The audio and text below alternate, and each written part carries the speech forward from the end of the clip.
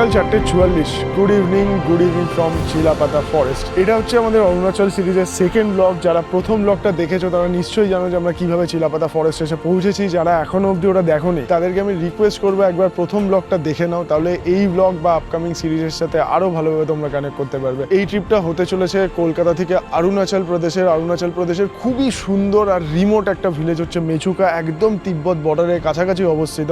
তো মেচুকাই কিন্তু এইবারে আমাদের ডেস্টিনেশন।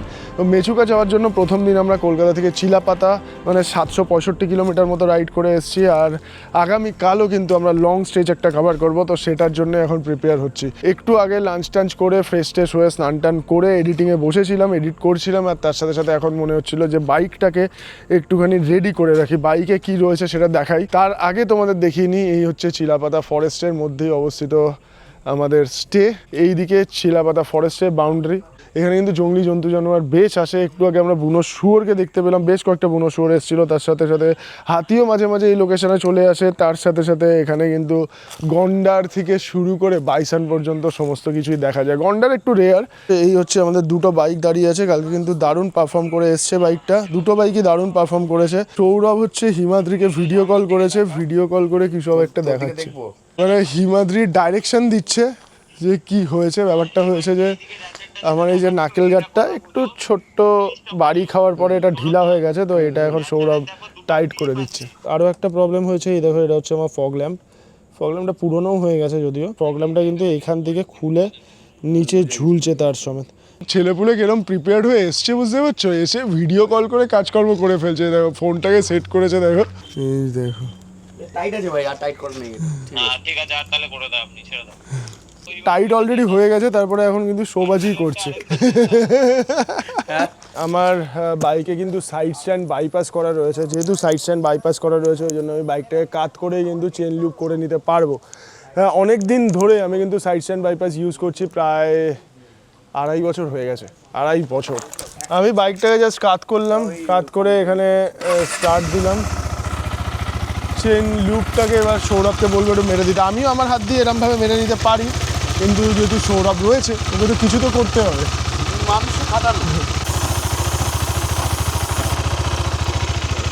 এবার দেখো যার বাইকে সাইড স্ট্যান্ড বাইপাস করা নেই তার বাইকটা কিরমভাবে হয়। আস্তে আস্তে আস্তে আস্তে আস্তে অল্প অল্প করে দুটো রাউন্ড মেরে নে,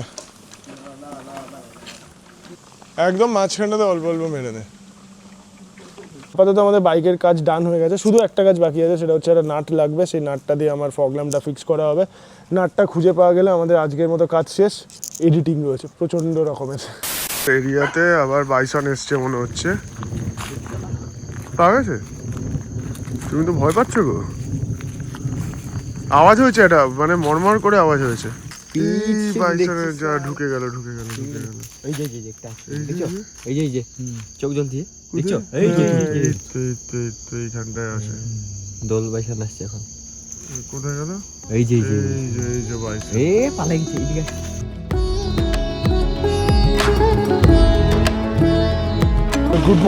good morning from Chilapata forest. Jungle book হোমসের বাইরে এখন আমাদের বাইক কিন্তু রেডি হয়ে গেছে। দুটো বাইক পাশাপাশি দাঁড়িয়ে রয়েছে, কোল্ড স্টার্ট দেওয়া রয়েছে বাইকে। তার সাথে বাইকে একটুখানি আমরা এয়ার প্রেশারটা মেজার করে নিচ্ছি, দেখে নিচ্ছি কত।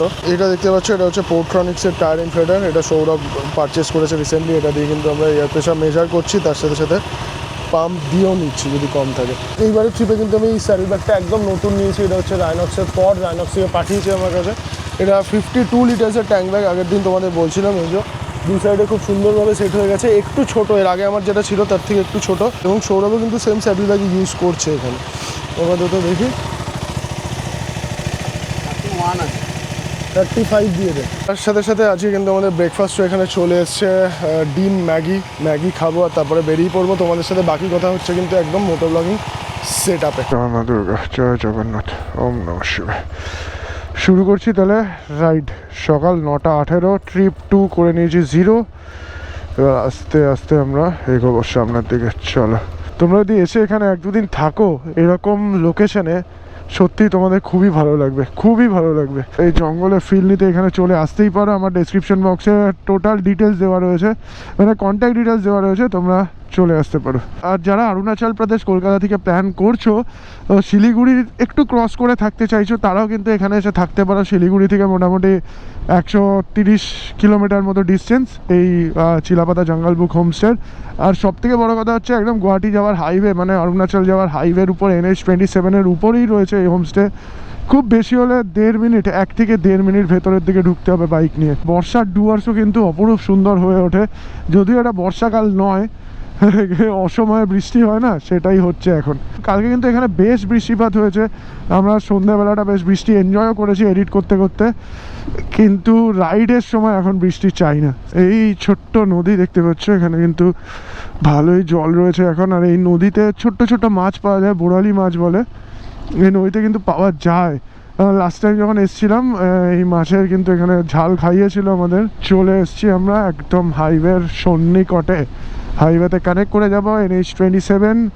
রাইট সাইডে গুয়াহাটি চলে যাচ্ছে, লেফট সাইডে কিন্তু শিলিগুড়ি। বৃষ্টি স্নাত ওয়েদার, বৃষ্টি ভেজা ওয়েদার, মেঘলা ওয়েদার, এরকম ওয়েদারে ডুয়ার্সের সৌন্দর্য কিন্তু অনেক গুণ বেড়ে গেছে। দেখো সুপারি গাছের বাগান। আমি একটা জিনিস দেখলাম, এখানকার মানুষজন কিন্তু বেশ সুপারি চাষ করে, আর সুপারি কিন্তু একটা ভালো বিজনেস এখানকার মানুষদের। আজকের রুট প্ল্যানটা তোমাদের সাথে একটুখানি শেয়ার করে দিই। আজকের সামনে 50-100 কিলোমিটারের মধ্যে আমরা আসামে এন্টার করে যাব শঙ্কোচ নদী ক্রস করে। শঙ্কোচ নদী হচ্ছে আসাম আর ওয়েস্ট বেঙ্গলের বর্ডার। শঙ্কোচ নদী ক্রস করে আসামে এন্টার করব, তারপরে বঙ্গাইগাঁও পাঠশালা হয়ে নলবাড়িকে বাইপাস করে সিধা চলে যাব তেজপুরের দিকে। গুয়াহাটি কিন্তু আজকে আমরা এন্টার করব না। তেজপুর ক্রস করে বারবালি বলে কোনো একটা জায়গা আছে, যেখান থেকে আমরা অরুণাচল প্রদেশে এন্টার করব। মানে আজকে কিন্তু আমরা আমাদের ওয়েস্ট বেঙ্গলের পরে প্রথম স্টেট আসাম, তারপরে আসাম ক্রস করে সেকেন্ড স্টেট অরুণাচল, মানে আমাদের ডেস্টিনেশন স্টেটে এন্টার করে যাব। তাতে আজকে আমাদের টোটাল 538 কিলোমিটার জার্নি করতে হবে ইটানগরের জন্য। গুগল বলছে 12 ঘন্টা 41 মিনিট সময় লাগবে। এবার দেখা যাক, আমরা যদি নন স্টপ রাইড করতে পারি তাহলে হয়তো একটু তাড়াতাড়িও পৌঁছে যেতে পারবো। যদিও নন স্টপ রাইড বলাটা ভুল হবে, আমরা যখন রেস্ট নেব, সেটা লাঞ্চ করতে হোক বা স্ন্যাক্স খেতে হোক, আমাদের রেস্টটাকে একটুখানি কম নিতে হবে। রেস্ট করার টাইমটাকে কমিয়ে আনলেই আমরা ঠিক টাইমে পৌঁছে যেতে পারবো। নাহলে কিন্তু আজকেও সেই মাঝরাত হয়ে যাবে, তখন মুশকিলে পড়তে হতে পারে আমাদের। আমরা যদিও কোনো ঝামেলা করতে চাইনি, রেন প্যান্ট পরে নিয়েছি। যদি বৃষ্টি হয় তাহলে রেনকোট উপরের পাটটা চাপিয়ে নিতে খুব একটা অসুবিধা হয় না, কিন্তু রেন প্যান্টটা পরা খুব মুশকিল হয়ে যায়, তাই জন্য রেন প্যান্ট পরেই বেরিয়েছি। আমি একটু পরে জাস্ট সৌরভের বাইকটা চালাবো, একটু 390 অ্যাডভেঞ্চার। যখন গোয়াতে লঞ্চ হয়েছিল বাইকটা, তখন আমি গেছিলাম, তো তারপর থেকে আর সেরকমভাবে 390 অ্যাডভেঞ্চার হাইওয়েতে, নতুন 390 অ্যাডভেঞ্চার হাইওয়েতে চালানো হয়নি। জাস্ট একটু পরেই আমি ওই বাইকে শিফট হয়ে যাবো। সৌরভ এটা চালাবে, আমি আপাতত দেখি ওই বাইকটা একটু টেস্ট রাইড করে।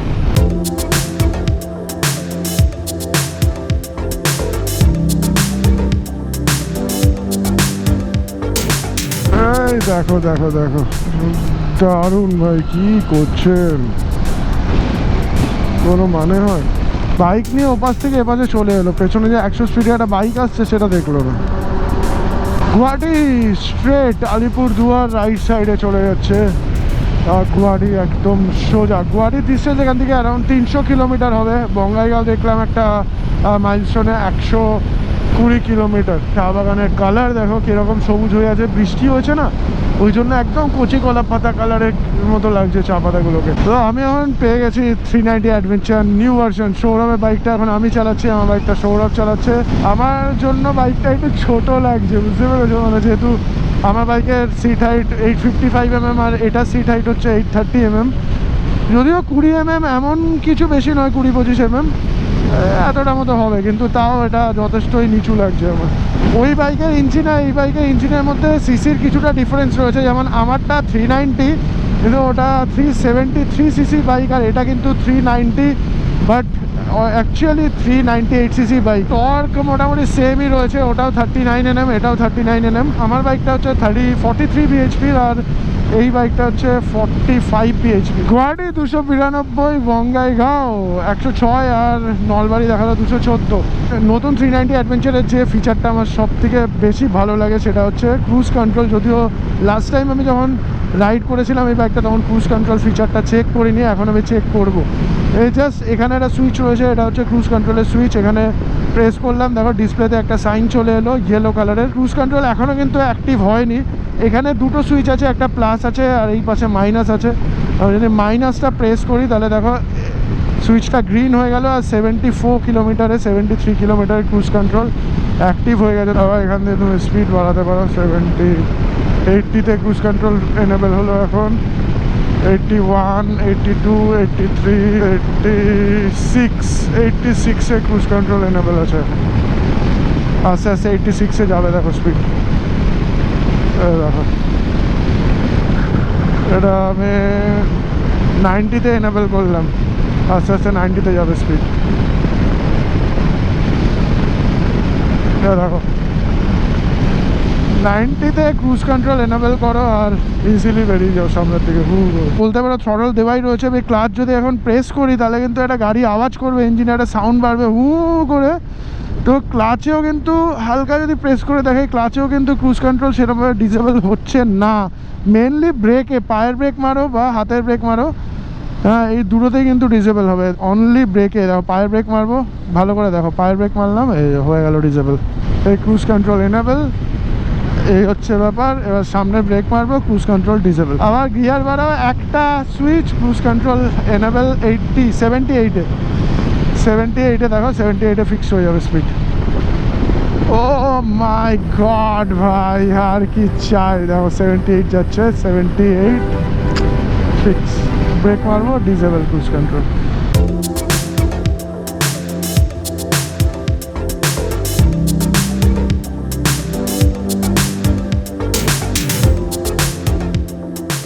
নতুন 390 অ্যাডভেঞ্চারের এই ফিউয়েল মেজার করার সিস্টেমটা দেখে আমার একটুখানি অবাকই লাগলো। এখানে কিন্তু ফিউয়েল রিজার্ভ দেখাচ্ছে, দেখতে পাচ্ছ, মানে 80 কিলোমিটারের পরে কিন্তু ফিউয়েল রিজার্ভে চলে যাচ্ছে। আর 80 থেকে 10 কিলোমিটার চালিয়ে নিলে, মানে আমার পুরোনো অ্যাডভেঞ্চার 390-তে যেমন কি মানে লেস দ্যান 10 কিলোমিটার অবধিও ফিউয়েল রেঞ্জ দেখায়, শো করে, কিন্তু এখানে 80-র পরে দাগ হয়ে যাচ্ছে, রেড কালারের একটা দাগ এসে গেছে।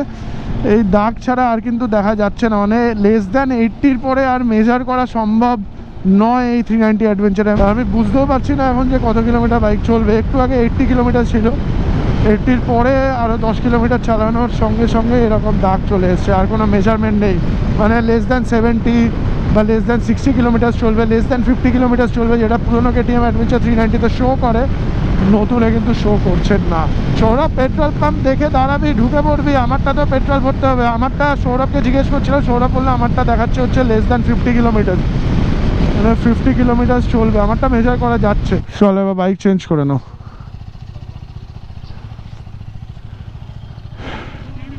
হ্যাঁ, আসামে পেট্রোলের দাম হচ্ছে 98.43। সব জায়গায় এরকম হবে না, কোনো জায়গায় 97ও হতে পারে মনে হচ্ছে। এটা কোন জায়গায়, বঙ্গাইগাঁও তাহলে?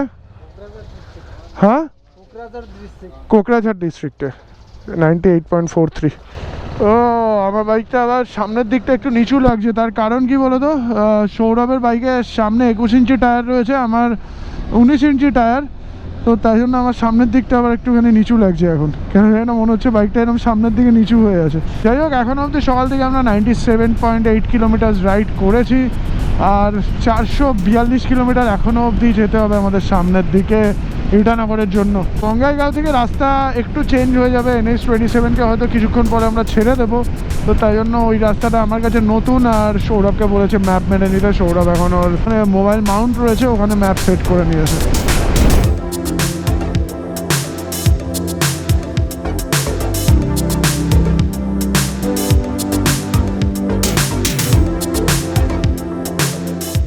বঙ্গাইগাঁও থেকে কিন্তু দূরে পাহাড় দেখা যায়, আমরা জাস্ট বঙ্গাইগাঁওয়ের মেন চকটা ক্রস করে এলাম পেছন দিকে। আজকে যেহেতু ওয়েদার খুব একটা ক্লিয়ার নয়, তাই জন্য দূর থেকে মানে দেখা যায়নি, একটু ক্লোজ আসার পর দেখা যাচ্ছে পাহাড়। তো কীরকম সুন্দর লাগছে পাহাড়গুলো। আমরা যখন ওই ঝাড়খণ্ডের পরেশনাথ হিলটা ক্রস করি, ঠিক এরকমই লাগে জায়গাটা দেখতে। আসামে কিন্তু বেশ কয়েকটা টাইগার রিজার্ভ রয়েছে, তার মধ্যে কাজিরাঙা তো আমরা সবাই জানি, তার সাথে সাথে আমরা নামেরি টাইগার রিজার্ভও শুনেছি। নামেরি টাইগার রিজার্ভের মধ্যে দিয়ে অনেকবার জার্নি করেছি। এখন লেফট সাইডে যে টাইগার রিজার্ভটা রয়েছে সেটা হচ্ছে মানস টাইগার রিজার্ভ। মানসও কিন্তু আসামের একটা রিনাউন্ড জঙ্গল, বেশ কয়েকটা বাঘ রয়েছে এখানে। সকাল থেকে এখন অবধি আমরা 194 কিলোমিটার রাইড করেছি, 2 ঘন্টা 38 মিনিটের রাইড টাইম, 2 ঘন্টা 39 মিনিটের। আর 12টা 57 বাজে এখন, মানে যদি টোটাল টাইম ধরি আমরা বেরিয়েছি হচ্ছে 9টা 25 নাগাদ, মানে প্রায় 3.5 ঘন্টার কাছাকাছি হয়ে গেছে।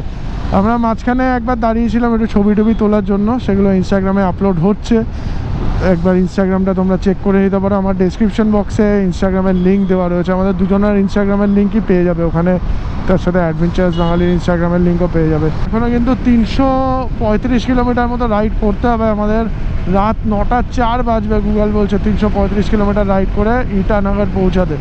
আমরা কিন্তু NH27কে ছেড়ে দিয়ে বড়মা ধমধমা রোডে ঢুকে পড়লাম। এই রাস্তাটা ন্যারোই হবে মনে হচ্ছে। এই বড়মা ধমধমা রোডটা আমরা বড়মা থেকেই কিন্তু লেফট টার্ন নিলাম বলতে পারো। এই জায়গার নাম মনে হচ্ছে বড়মা, কারণ এদিক ওদিক বড়মা লেখা রয়েছে। আমরা NH27কে বড়মা থেকে ছাড়লাম, এখন ধমধমার দিকে যাচ্ছি। এরকম ন্যারোই রাস্তা হবে মনে হচ্ছে, এখন 26 কিলোমিটার রাস্তা এরকম হবে বলেই মনে হচ্ছে টাইম এত বেশি দেখাচ্ছে। আমরা ততক্ষণ ধরে ভাবছিলামই যে কি হচ্ছে ব্যাপারটা, যে 300-350 কিলোমিটার যেতে এত সময় কেন লাগবে। এখন পাক্কা 300 কিলোমিটার রাইড করতে হবে আমাদের, আর 7 ঘন্টা সময় লাগবে। এই রাস্তাটা কিন্তু কিছু কিছু জায়গায় বেশ ভালোই স্ট্রেচ পাচ্ছি আমরা, ভালো টার্ম্যাক রোড, কিছু কিছু জায়গায় বা গ্রাম পড়ছে। তবে একটা জিনিস, গ্রাম হোক বা ভালো রাস্তা, সব জায়গায় আমরা পাচ্ছি, সেটা হচ্ছে ছাগলের চাষ হয় মনে হয় এখানে। এত ছাগল ঘুরে বেড়াচ্ছে, বাইকের সামনে চলে আসছে। তোমরা এই রোডে আসলে কিন্তু ছাগল হইতে সাবধান। তেজপুর যাব আমরা, তেজপুর এই রাস্তা, তার থেকে মনে হচ্ছে গুয়াহাটি দিয়ে তেজপুর গেলেই বেটার হতো আমাদের। সেরেছে, চাকা করবে স্কিড, আমি করব হিট। এ কি রে ভাই, তো পুরো মাটির রাস্তা, কোথায় দিয়ে যাচ্ছি? চল এই মাঝখান দিয়ে একটা রাস্তা শর্টকাট টেনেছে, এটা গিয়ে NH একটা কত 128 না 112 কত একটা দেখলাম, ওটাতে গিয়ে উঠবো আমরা। উদলাগুড়ি আমরা কিন্তু উদলাগুড়ি হয়েই যাব লেফট সাইডে, 62 কিলোমিটার উদলাগুড়ি। চা গাছগুলোর কালারও বিভিন্ন রকমের হয়ে আছে, ডিপ সবুজ রয়েছে, কচি কলা পাতা কালারের তো রয়েছে। তার সাথে এই যে গাছগুলো এখানে, শাল পাতা না কি গাছ এটা, শাল গাছ বোঝা যাচ্ছে না, তবে এইসব পাতাগুলো দেখো পুরো হলদেটে হয়ে আছে, হলদেটে। বাদিকে নলবাড়ি, আর আমরা কোন লেভেল ক্রসিংয়ে এসে পৌঁছেছি। এখান থেকে ট্রেন যাচ্ছে, কি ট্রেন যাচ্ছে দেখি, কোন এক্সপ্রেস, মিজোরাম। আরে ভাই ওই এক্সপ্রেসটা নাকি মিজোরাম থেকে যাচ্ছে। কোথায় নিয়ারেস্ট স্টেশন কোন সা है? হ্যাঁ, রতা স্টেশনের লেভেল ক্রসিং। গুড ইভিনিং, বিকাল 5:55 বাজে। এখন আমরা তেজপুর পৌঁছাতে পারিনি। তেজপুর থেকে 35 কিলোমিটার মতো পেছনে রয়েছি। হঠাৎ বৃষ্টি নেমে গেছে, তাই জন্য জিওর পেট্রোল পাম্প, এই পেট্রোল পাম্পে দাঁড়িয়ে এখন আমরা রেনকোট পরার জন্য রেডি হচ্ছি। লোয়ার পার্টটা সকালবেলায় পরেই বেরিয়েছিলাম, কিন্তু আপার পার্টটা পরা হয়নি, এখন সেটা পরতে হবে। দুটো বাইক দেখছো এখানে দাঁড়িয়ে আছে, আর এই হচ্ছে আমার পার্টনার বিস্কিট টিস্কিট বের করছে, কি খাওয়া দাওয়া করবে এখানে। হ্যাঁ, এটাই এইভাবেই চলছে আমাদের। কি হচ্ছে? এই লাঞ্চ করব। লাঞ্চ, হ্যাঁ আমরা কিন্তু আমাদের এখন অবধি লাঞ্চ করা হয়নি। আমরা বিস্কিট দিয়ে এখন লাঞ্চ করবো, আর বাকি খাবার তেজপুরে গিয়েই খাবো। আজকে আর ইটানগর যেতে পারবো বলে তো মনে হচ্ছে না। আজ যেতে পারবো না, তেজপুরে যাই, তাহলে আমাদের যেটুকু কাজ বাকি আছে শেষও করতে পারবো, আবার পরের দিনের প্ল্যানটাও করতে পারবো। রাইডে বেরোনোর পর থেকে শুধু শাফলিংই হয়ে যাচ্ছে। বিশাল আমরা রাইড প্ল্যান করি, বৈদিক তো বিশাল করে, আমরাও অ্যাডভেঞ্চার্স বাঙালিতে প্ল্যান করি দুজনে। কোনো কিছু প্ল্যান করে করা যায় না আর কি, মানে রাইড, বিশেষ করে রাইডে অ্যাডভেঞ্চার রাইড কোনোদিন প্ল্যান করে হয় না। হ্যাঁ, মানে ফান মোটো রাইড হতে পারে, ফান রাইড হতে পারে, কিন্তু অ্যাডভেঞ্চার রাইড কোনোদিন প্ল্যান করে হয় না। কোন যে কি অবস্ট্যাকেল আসবে বলা মুশকিল, কিছু বলা যাবে না, এটাই হচ্ছে ব্যাপার। মানে আমাদের ইটানগরে হোটেল বুকিং হয়ে গেছিলো, আমরা সেটাকে শিফট করাচ্ছি তেজপুরে, আর এই ফেসিলিটিটা আমাদের প্রোভাইড করছে হচ্ছে অয়নদা ছুটি.com। তোমরা এর আগে আমাদের অ্যাডভেঞ্চার মোটর রাইড, মানে অ্যাডভেঞ্চার্স বাঙালি অ্যাডভেঞ্চার মোটর রাইডে অয়নদাকে দেখতে পেয়েছিলে। সেই অয়নদাই কিন্তু এইবারে আমাদের হোটেলগুলো, সমস্ত হোটেল, আমাদের পারমিটস থেকে হোটেল, সমস্ত কিছুই কিন্তু অয়নদা অর্গানাইজ করে দিচ্ছে। তো অলরেডি ইটানগরে বুকিং হয়ে গেছিলো, জাস্ট অয়নদাকে ফোন করে বললাম ইটানগর আজকে পৌঁছানো একটু মুশকিল হয়ে যাবে, তেজপুরে কি করা যাবে? অয়নদা বললো হয়ে যাবে।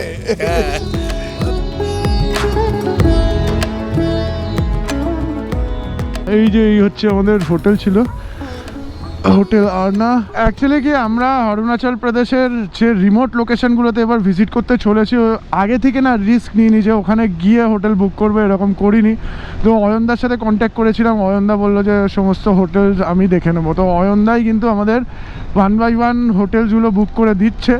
আজকে জিরোতে আমাদের হোটেল বুকিং হয়ে গেছে, দারুণ সুন্দর একটা লোকেশনে, দারুণ সুন্দর একটা হোটেল, সেটা আমরা পৌঁছে গিয়ে তোমাদের দেখাবো। সকাল 11:04 বাজে এখন, আর আমরা বেরোলাম, ভেবেছিলাম 9টায় বেরোবো, কিন্তু ঘুম থেকে উঠে গেছিলাম 8টা পৌনে 8টার মধ্যে। বৃষ্টিটা দেখেই না সকালবেলা মুডটা অফ হয়ে গেছে।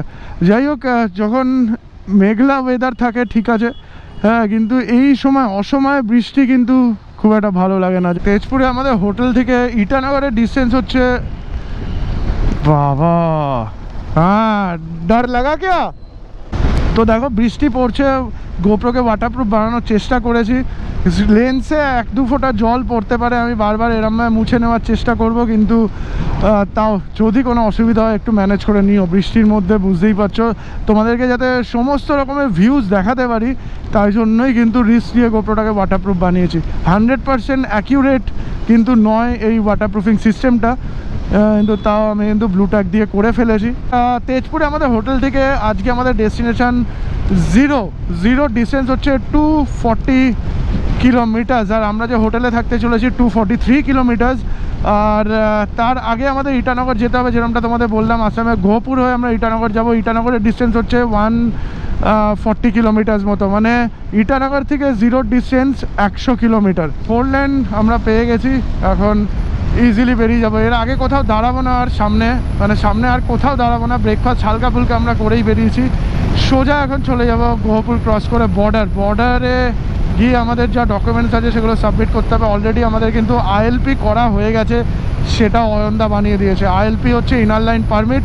অরুণাচল প্রদেশে এন্টার করতে গেলে কিন্তু ILP লাগে, প্রত্যেক ইন্ডিয়ানের জন্য কিন্তু ILP লাগে, তো সেটা আমাদের কাছে অলরেডি চলে এসছে। হ্যাঁ, আগেরবারে আমরা এই রাস্তাতেই গেছিলাম, একদম শিওর। এটা হচ্ছে জিয়া ভরালি নদী, দূরে পাহাড় দেখা যাচ্ছে, কিন্তু এই রাস্তাটাই ভালুকপং যায়। আমরা যদিও ভালুকপং বর্ডার দিয়ে এবারে এন্টার করবো না, আমরা অন্য কোনো বর্ডার দিয়ে এন্টার করবো। সিরিয়াসলি বলতে বৃষ্টির জন্য আর কোন বর্ডার দিয়ে এন্টার করবো এখনো দেখে রাখিনি।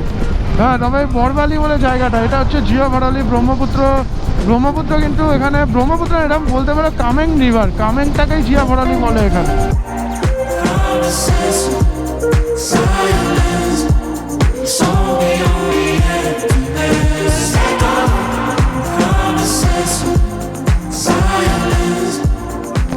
ও ভাই, আজকে ওয়েদার দেখো, আজকে ওয়েদার নিয়ে কোনো কথা বলার নেই, যেহেতু বৃষ্টি এখানটা হচ্ছে না ওই জন্য আমার মনটাও খুশ হয়ে গেছে। কিন্তু যা কালার রয়েছে নেচারের, দেখো এদিকে তো চা বাগান রয়েছে, তার সাথে সামনেটা দেখো, দূরে মেঘগুলোকে দেখে মনে হচ্ছে ওখানে কোনো একটা পাহাড়ের লেয়ার রয়েছে। ও সামনে পাহাড়ই, ওটা পাহাড়ের লেয়ার মনে হচ্ছে কি ওটা পাহাড়। রাস্তা দিয়ে যেতে যেতে এরকম একটা ব্রিজ দেখতে পেলাম, এই ব্রিজ দেখে না দাঁড়িয়ে পড়লাম, তার কারণ বা সাইডে ভিউটা এতটাই সুন্দর রয়েছে। এদিকে একটা নদী, হয়তো বৃষ্টি পড়ছে বলে তাই জন্য নদীতে এতটা জল রয়েছে। যদিও দূরে আমি দেখতে পাচ্ছি এখানে কিছু জেলে মাছ ধরছে, তারা কিন্তু নদীর উপর দিয়ে হেঁটে হেঁটে পার হচ্ছে নদী, মানে খুব বেশি জল নেই, হয়তো হাঁটু অবধি জল রয়েছে। দূরে জেলেরা দাঁড়িয়ে রয়েছে, জাল টাল ফেলছে, হয়তো ছোট ছোট মাছ ধরছে। সাথে দেখো দূরে পাহাড়ের রেঞ্জ দেখা যাচ্ছে, হয়তো ওই পাহাড়ের কোনো চূড়া থেকে নদী বেরিয়ে আসছে নিচের দিকে। দারুণ সুন্দর একটা লোকেশন। এদিকে ট্রেন লাইন রয়েছে, আশা করছিলাম হয়তো এটা এরকম ওয়েদারে লাল কালারের ট্রেন যাবে আর সেটার ভিউ আমরা নেব, কিন্তু সেরকম কিছু হয়নি।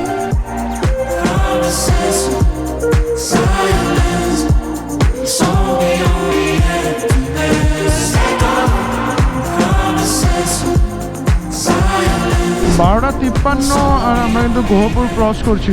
ইটানগর 21 কিলোমিটার, এটা হচ্ছে হোলঙ্গি মোস্ট প্রবলি বর্ডার নাকি। তবে বর্ডারের কাছাকাছি আমরা চলেই এসেছি, আর কিছুক্ষণের মধ্যেই আমরা অরুণাচলে এন্টার করবো। তবে এখন অবধি বুঝতে পারছি না যে আমরা কি ঢুকে পড়লাম অরুণাচল প্রদেশে। ওয়েলকাম টু অ্যালবেহাটোটা কি? Arunachal Pradesh police check gate. আমরা এখন অবধি বাড়ি থেকে 1298.9 কিলোমিটার, 1299। हाँ कहाँ से? কলকাতা। হ্যাঁ, এ পাঁচটা কি তোর সামনে আছে, হাতের সামনে? पास फ़ोन से दिखाने से चलेगा? फ़ोन से दादा हमें देखिए दीजिए। कहाँ जाना है? हम लोग तो ज़ीरो मेचुका जाना है, मेचुका। 2 ही आदमी है। 2 आदमी। Welcome to Arunachal Pradesh, the land of rising sun. অরুণাচলে আমরা ঢুকে পড়লাম দুপুর 1:06 বাজে, আর 1299 কিলোমিটার বাড়ি থেকে রাইড করেছি। আর আমাদের এখানে পারমিট দেখালাম এই থেকে, কিন্তু পাহাড় শুরু হয়ে গেছে আর কিছুক্ষণের মধ্যেই আমরা পাহাড়ে ওঠাও শুরু করে দেবো। দেখো কীরকম পাহাড়গুলো স্টেপ, মানে সিঁড়ির মতো ধাপে ধাপে উপরের দিকে উঠে গেছে। পাহাড়গুলো তো দেখে মনে হচ্ছে পুরো মাটির পাহাড়, মাটি দিয়ে তৈরি পাহাড়। দাঁড়িয়ে আছে কি করে ভাই? এটাই কিন্তু ইটানগর, অরুণাচল প্রদেশের ক্যাপিটাল। একটা জিনিস তোমাদের দেখাই যে অরুণাচল ইটানগরে পেট্রোলের দাম হচ্ছে 90.73 রুপিস, 90 রুপিস পার লিটার। 830 টাকার পেট্রোল গেল 9.15 লিটার। টাইম বলছে দুপুর 2:07। খিদে অনেকক্ষণ ধরেই পাচ্ছিল, কারণ সকালবেলা আমরা সেরকম হেভি কিছু ব্রেকফাস্ট করে বেরোইনি। যেহেতু খিদে পাচ্ছিল অনেকক্ষণ ধরেই ভাবছিলাম খাবো করে, কিন্তু ইটানগরে এসে ফাইনালি আমরা লাঞ্চ করতে বসেছি। এদিকে আমাদের লাঞ্চ অর্ডার হয়ে গেছে, এখানে দেখতে পাচ্ছ এটা একটা ফাস্টফুড সেন্টার। এখানে থালি সিস্টেমে খাবার পাওয়া যাচ্ছে। আমরা লাঞ্চ অর্ডার করেছি, কী অর্ডার হয়েছে সেটা তোমাদের দেখাচ্ছি। তার আগে এখানে এসে যেটা করেছি সেটা হচ্ছে ইটানগরের ড্রোন শট। ইটানগরকে উপর থেকে কীরকম দেখতে লাগে সেটা দেখার আমার পার্সোনালি খুব ইচ্ছা ছিল। এর আগে আমি অনেকবার অরুণাচল প্রদেশ এসেছি, কিন্তু ক্যাপিটাল সিটি ইটানগরে আসা হয়নি। এই প্রথমবার ইটানগরের ভেতর দিয়ে আস্তে আস্তে কিন্তু বেশ সুন্দরই লাগলো জায়গাটা। প্রচুর গ্রিনারি রয়েছে এখানে, তার সাথে এখানকার কংক্রিটের স্ট্রাকচারগুলো, বিল্ডিংগুলো কিন্তু বেশ সুন্দর। আর অরুণাচলের ক্যাপিটাল ইটানগরের মাঝখান দিয়ে বয়ে চলেছে ডিক্রং নদী। ডিক্রং নদী কিন্তু অরুণাচলে হিল সাইড থেকে উৎপত্তি, সেখান থেকে আস্তে আস্তে বয়ে চলেছে নিচের দিকে এবং আসামে প্রবেশ করেছে। আসামে প্রবেশ করে কিন্তু সুবনশিরি নদীতে মিশেছে, এবং ডিক্রং কিন্তু ব্রহ্মপুত্র নদেরই একটা সাব ট্রিবিউটারি বলতে পারে, বা উপনদী বা শাখা নদী বলতে পারে।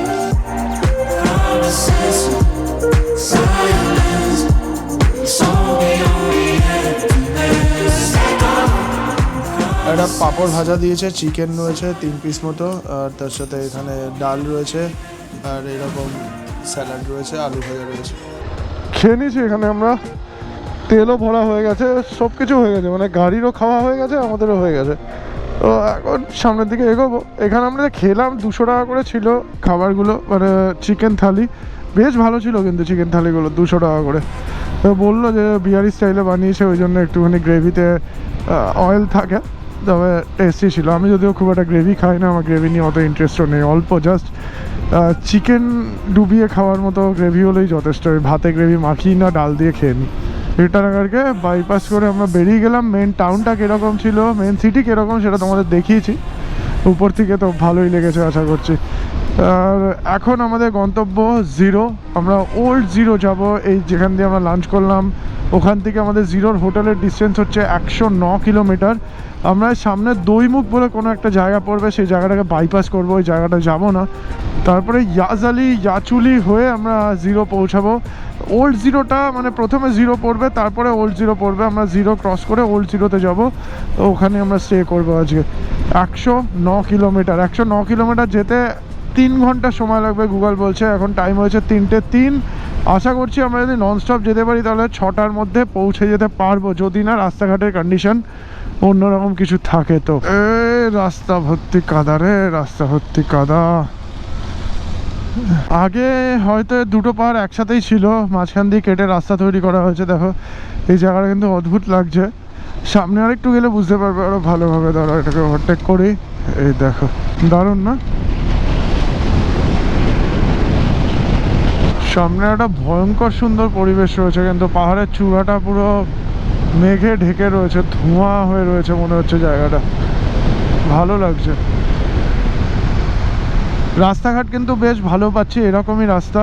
দু একটা জায়গায় ছোট ছোট করে প্যাচ খারাপ, কাদা ফাদা জমে রয়েছে, ওগুলো থাকবেই। পাহাড়ে এরকম বৃষ্টিস্নাত ওয়েদারে রাস্তা একটু এরকম থাকবেই, কিন্তু 90% রাস্তা ভালো, বুঝতে পারছো? এরকম রাস্তা। এখানে একটা জিনিস চেক করলাম যে থার খুব একটা বেশি দেখা যায়নি, কিন্তু যা দেখা যাচ্ছে জিমনি দেখা যাচ্ছে না। বলতে বলতে এখানে একটা থার না, ওটাও তো জিমনি, ওটাও তো জিমনিই ছিল।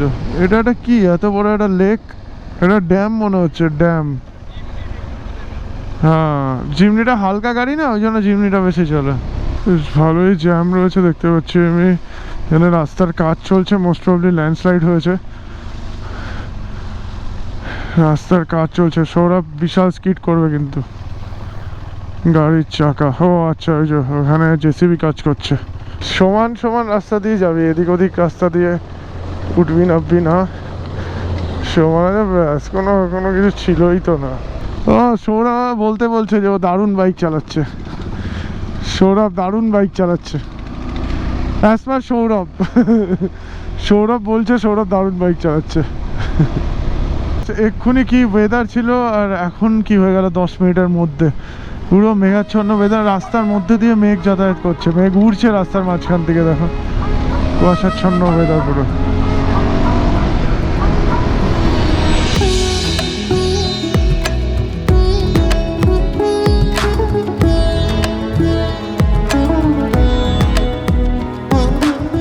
ভয়ঙ্কর পরিস্থিতি তৈরি হয়েছে কিন্তু, ভয়ঙ্কর পরিস্থিতি। 0 আর 56 কিলোমিটার মতো হবে এখান থেকে। তার মধ্যে দেখো ভিজিবিলিটি এখন প্রায় 10-15-এ নেমে গেছে।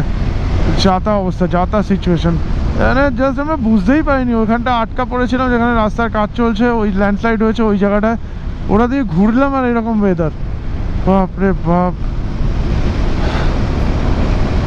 সাংঘাতিক।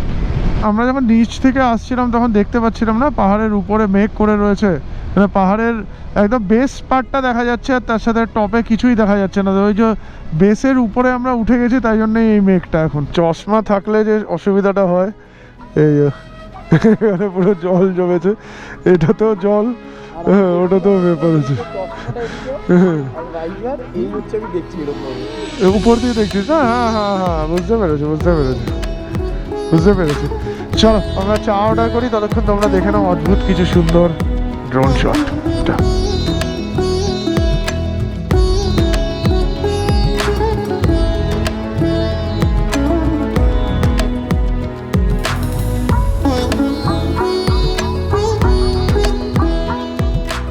জায়গার নাম হচ্ছে পতিন। আমরা এখানে কফি খেতে দাঁড়িয়েছিলাম, আর তার সাথে সাথে কফি খেতে যখন দাঁড়ালাম ভাবলাম একটু ড্রোন শট নিয়ে নিই। মেঘলা ওয়েদার ছিল, উপর থেকে কিন্তু দারুণ লাগছিল। বিশেষ করে এই রাস্তা দিয়ে যখন সাদা গাড়িগুলো এগিয়ে যাচ্ছে না, ড্রোনের মাধ্যমে দারুণ দারুণ লাগছে। আর এই পেছন দিকে উপরে একটা মন্দির মতো ছিল, একটা চার্চ ছিল, চার্চটাও এতটা কালারফুল ছিল, মেঘের মধ্যে থেকে ওরকম কালারের একটা চার্চ পুরো ফুটে উঠেছে, জায়গাটাকে যেন ফুটিয়ে তুলেছে। ব্যাকগ্রাউন্ডে শট চলছে তোমরা দেখতে পাচ্ছ, মানে ভালো জায়গা। পাহাড়, এই জন্যেই পাহাড় এত ভালো লাগে আমার, মানে এক একটা বাঁকে দাঁড়াবো এক এক রকম সৌন্দর্য। নিচে একটু আগে কি ক্লিয়ার ওয়েদার ছিল, মানে মেঘলা ওয়েদার ছিল তবে ক্লিয়ার ছিল। এখন উপরে উঠতে শুরু করার পর থেকে কিন্তু এরকম একদম ক্লোজ হয়ে গেছে ওয়েদার। তার মাঝখানে আবার একটা বাঁক ঘুরে আমরা ফাঁকা জায়গা পেলাম, সেখানে ড্রোন শট নিয়ে নিলাম, এরকমই সিন আর কি। তো এখান থেকে ভিউটা দেখো, খালি দেখার মতো একটা ভিউ রয়েছে একদম নদীর পাড়ে। আমি বাড়িঘর দেখতে পাচ্ছি, মোস্ট প্রবলি এগুলো আর্মি ক্যাম্প হবে। একদম নদীর পাড়ে, নদীর স্রোতটা এদিক থেকে এদিকে যাচ্ছে নাকি? হ্যাঁ হ্যাঁ হ্যাঁ, ওগুলো আর্মি ব্যারাকসই হবে। নদীর নাম হচ্ছে রঙ্গা নদী। খুব সুন্দর লাগলো, তাই জন্য দাঁড়িয়ে তোমাদের দেখালাম। এখানে কিন্তু একটা বড় মার্কেট রয়েছে, এই জায়গার নাম হচ্ছে ইয়াজালি, তোমাদের যেরকমটা বলছিলাম। ইয়াজালি ক্রস করছি এখন আমরা। এখানে থাকার জায়গা টায়গা সমস্ত কিছুই রয়েছে দেখে যা মনে হচ্ছে। যদি টাইমের ব্যাপার স্যাপার থাকে, মানে কেউ সন্ধেবেলা পরে এই রাস্তা দিয়ে সামনে যাওয়ার আর দরকার নেই, বিশেষ করে যদি কেউ কাপেল আসো তারা এখানে থেকে যেতে পারো। এখানে শিওর হোমস্টে পাওয়া যাবে, মানে এখান থেকে 35 কিলোমিটার হবে। সন্ধ্যে 6:50 বাজে আমরা কিন্তু জিরোতে পৌঁছে গেছি। আর জিরোতে পৌঁছে আজকে আমাদের রুমটা দেখার মতো হয়েছে কিন্তু, কতটা স্পেসিয়াস দেখো। আমি ক্যামেরাটা ওখানে সেট করেছি, তারপরে কথা বলছি তোমাদের সাথে। সুন্দর একটা রুম, লাইটগুলো এত সুন্দরভাবে জ্বলছে, একটু ওয়ার্ম লাইট, পুরো ওয়ার্ম ফিল আসছে। কিন্তু এতক্ষণ বৃষ্টিতে ভিজে এসে এই ওয়ার্ম ফিলটারই দরকার ছিল। এখানে এই যে কাভারটা রয়েছে, এই কাভারটাতেও কিন্তু যথেষ্ট স্পেস রয়েছে। এখানে জিনিসপত্র ঢুকিয়ে দিয়েছি আমরা, আমাদেরও লাগেজ মোটামুটি রয়েছে। এখানে সৌরভ ওর জিনিসপত্র ঢুকিয়েছে, এখানে আমি আমার জিনিসপত্র ঢুকিয়েছি। এখানে সৌরভ এসে স্টোরি দিচ্ছে। আর এই হচ্ছে একটা বাথরুমটাও খুব সুন্দর দেখার মতো। এই হচ্ছে বাথরুম এও কিন্তু ওয়ার্ম লাইট রয়েছে। রুম থেকে বেরিয়ে একটা বিরাট বড় ডাইনিং এরিয়া, আর এখানে ড্রয়িং এরিয়াও রয়েছে একটা। এখানেও কিন্তু বেশ সুন্দরভাবে বসার জায়গা দেখতে পাচ্ছ। দেখো এই ড্রয়িং এরিয়াটা দেখো কি সুন্দর, এখানেও কিন্তু বসে বেশ আড্ডা মারা যেতে পারে। আর এই হচ্ছে বিরাট বড় একটা ডাইনিং এরিয়া। এই পাশের এই রুমটাই হচ্ছে আমাদের, এখানে আলো জ্বলছে। আর এই দিকটা হচ্ছে এন্ট্রান্সের সামনে, ওখানে আমরা বাইক পার্ক করেছি, বাইকগুলো ওখানে দাঁড়িয়েছে। আর তার সাথে জুতো কিন্তু বাইরে খুলে নিতে হয়েছে। এখানে দেখতে পাচ্ছ জুতো রাখার সেট আপ। আর এখানে চপ্পলে ভরা, এই চপ্পলগুলো কিন্তু পরে রুমে ঢুকতে হবে, মানে ভেতরে বাইরের শু অ্যালাউড নয়। যে ওদিকে রয়েছে হচ্ছে ডাইনিং এরিয়া, ওখানে বুখারি চলছে। আমাদের বললো যে যদি তোমরা আগুন পোহাতে চাও তাহলে ওপাশে যেতে পারো। অয়নদাকে এই সমস্ত কিছু দায়িত্ব দেওয়া হয়েছে এই ট্রিপের সমস্ত লোকেশনগুলো করে দেওয়ার জন্য। মানে আমাদের যে ডেস্টিনেশনে আমরা যেতে চলেছি বা যে স্পটগুলোতে আমরা যেতে চলেছি সেখানকার স্টেগুলো সবই অয়নদাই কিন্তু করে দিচ্ছে আমাদের। তো আমাদের ঝামেলাটা কম রয়েছে এইবারে। তো আমার ডেসক্রিপশন বক্সে onthachuri.com-এর ডিটেলস দেওয়া রয়েছে। আর তার সাথে এখানকার রেন্ট কিরম সেটাও আমি ডেসক্রিপশন বক্সে দিয়ে রাখবো। এখন অবধি আমি সেরকমভাবে জানি না, অয়নদাকে জিজ্ঞেস করে তোমাদেরকে জানিয়ে দেবো। ওটা ডেসক্রিপশন বক্সে একবার চেক করে নিতে পারো, ডিটেলস ওখানে পেয়ে যাবে। অনেক লম্বা হয়ে গেছে অলরেডি এই ব্লগটা। আগামীকালের ব্লগে কিন্তু অনেক কিছু দেখানোর রয়েছে, তো তার জন্য একটু ওয়েট করতে হবে। আগামীকাল আমরা জিরো এক্সপ্লোর করব। জিরোতে দেখার মতো অনেক জায়গা রয়েছে, সেগুলো আস্তে আস্তে। আর তার সাথে খুবই কালচারাল একটা প্লেস। তো জিরোর যে কালচার, এখানকার ফুড থেকে শুরু করে এখানকার লোকাল মানুষরা কীরমভাবে থাকে, কি খাওয়া দাওয়া করে, সমস্ত কিছু কিন্তু আস্তে আস্তে তোমাদের সামনে তুলে ধরার ইচ্ছা রয়েছে। তার সাথে এখানকার যে ক্ষেত সেগুলো, মানে সমস্ত কালচারাল জিনিসপত্র, তার সাথে দেখার জায়গাগুলো তুলে ধরবো তোমাদের সাথে। তো যাই হোক, এই ব্লগটা বা আজকের ব্লগটা এখানেই শেষ করছি। ভিডিওটা যদি ভালো লাগে অবশ্যই একটা লাইক করো। আর যদি বেশি ভালো লাগে তাহলে নিজেদের চেনা জানা বন্ধু বান্ধব ফ্যামিলি মেম্বার্স সবার সাথে শেয়ার করে দিতে পারো। আর তোমাদের যদি এরকম কেউ জানাশোনা থাকে যে এই রুটটা প্ল্যান করছে, তাদের সাথে কিন্তু অবশ্যই শেয়ার করে দিও। আজকে এখানেই রাখছি। টাটা, take care and good night from Ziro Arunachal Pradesh.